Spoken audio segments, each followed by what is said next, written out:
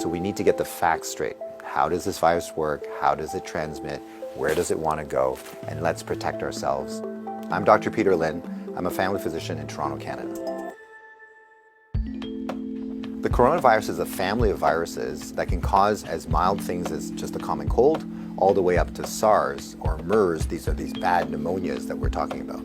And basically what these viruses are, they look like a tennis ball with all these spikes sticking out of it. And depending on the type of spike, it allows that virus to attach to certain places.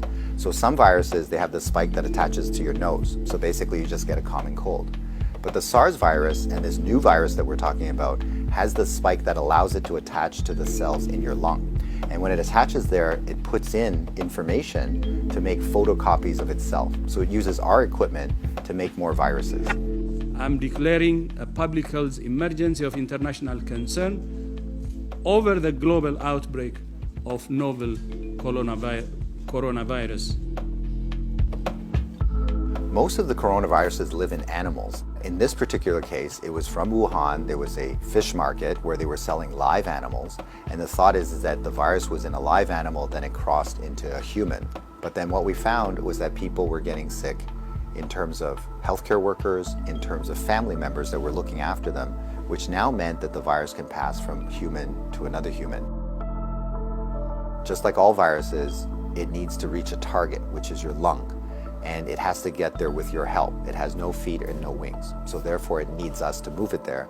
So that's why we keep saying, don't hang around sneezy people because you're gonna breathe it in, and don't touch your face because that's how the virus is gonna get in. The masks are helpful, but they're not necessary because they're leaky. The ones that you and I buy basically have pockets here, so therefore the virus can get in. What the masks really do is they stop us from touching our face. If you're sick, we tend to mask you, so therefore you're not spewing out the viruses to other people sitting around you. The true people that have the real masks are the N95. Those are sealed. These are for the doctors that may be caring for the patients. So in the beginning, the coronavirus will cause kind of like flu-like symptoms or a cold. So people just get the stuffy nose, that kind of thing. But you'll understand that as soon as that virus starts manufacturing in your lung cells, they're producing all these copies of the virus, all of a sudden now you kill the lung cells. So now you can't exchange oxygen.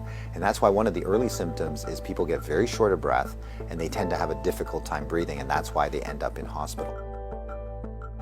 So currently, unfortunately, we don't have a direct treatment for the coronavirus. So we don't have a medication that can kill it off. And so it's really supportive. So in other words, the patient can't breathe, we give them oxygen, help them to breathe. They can't drink, so therefore we give them fluids to support them. Their kidneys begin to shut down, we help them with all those things. So it's a very supportive process. This is a new virus that we've never seen before. So our immune system, our army, are having a hard time figuring out what to do.